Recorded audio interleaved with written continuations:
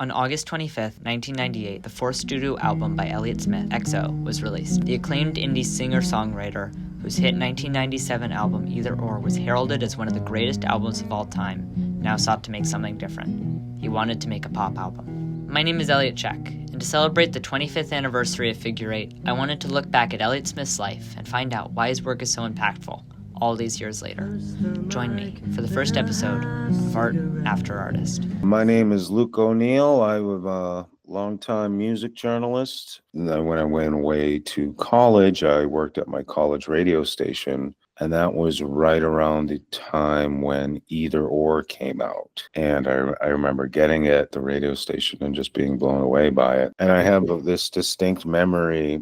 It must have been 1997 of driving down to Providence to go see him. And he played that Ballad of Big Nothing. Now I remember just like crying, like standing there in a crowd. And I didn't know that that was a thing that could happen. Dan Coyce. I'm a writer at Slate. In the late 90s, I knew Elliott Smith's music as this code that I wasn't quite able to unlock. Like I'd heard of Heat Miser and I didn't quite understand them.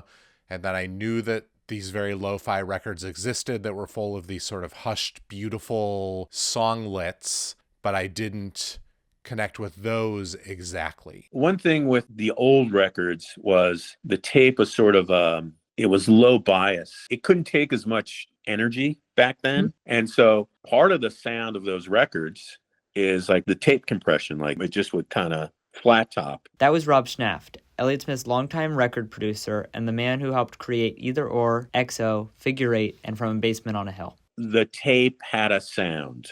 I certainly am a bigger fan of the early lower-fi production stuff. It feels like it was describing a set of experiences and emotions that I hadn't encountered yet in my life, but I somehow knew that there was just this vital truth to them, as if it was just somebody who had the acoustic guitar out at a party and you were all sitting there listening to him play. There's really something about Elliott Smith, in particular in the way that he played on his early records, that really draws you in. You know, he's singing about these ugly things. I have never been able to like really connect with Roman Candle and the early work. Like I recognize the beauty of each of the songs, but the songs themselves all feel like somewhat unfinished. 99 or 2000 sort of famously made a big record deal and then released this album, which was XO, which was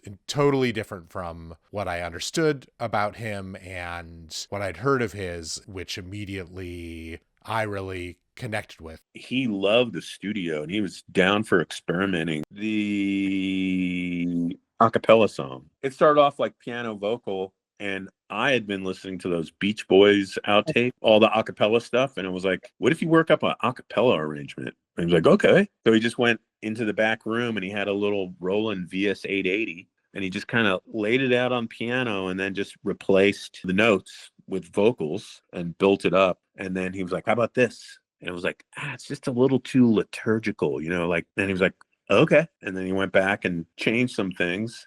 And then that's what we had. Like he really had an appreciation for a lot of the bands of the 60s and 70s who were sort of first figuring out how to experiment with the studio. I find him swinging like unexpectedly good. If you do one genre, a lot of times you can fall into these routines because this is something that works for this kind of music.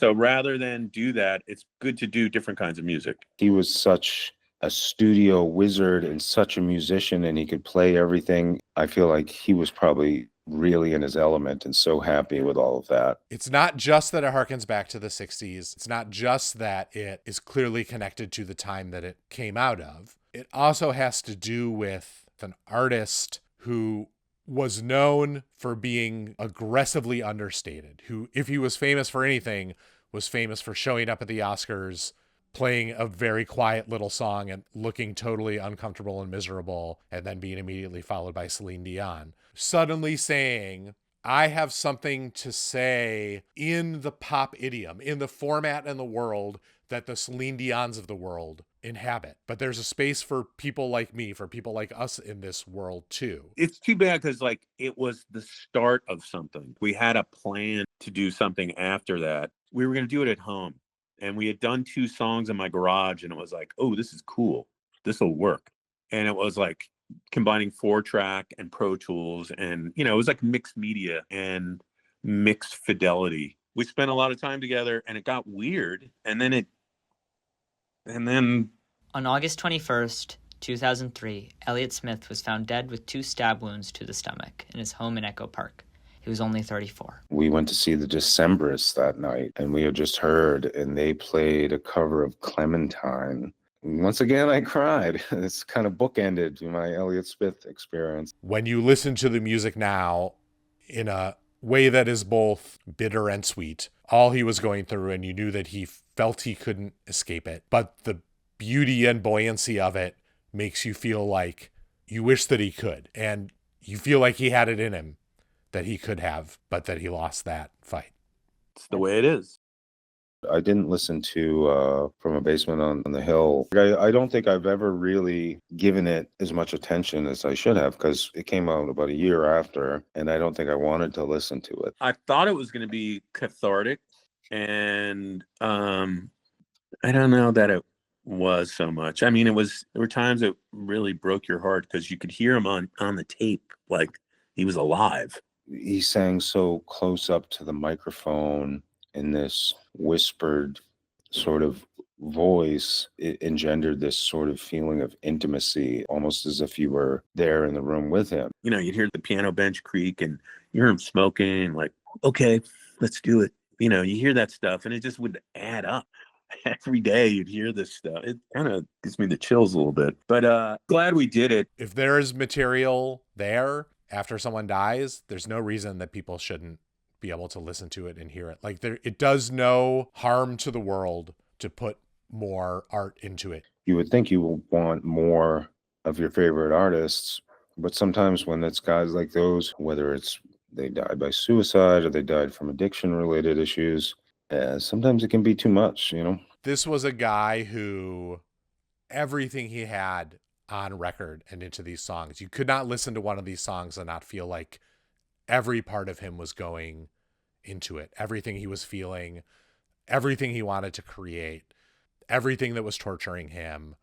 There was that period of time, boy, was he on top of his game. Thanks for listening to Art After Artist. If you want to learn more about Rob and his work, please support Mant Studios and check out his website. You can support Luke O'Neill by visiting his website, Welcome to Hell World. If you haven't given EXO a listen, I would implore you to do so. This has been Elliott Check, signing off.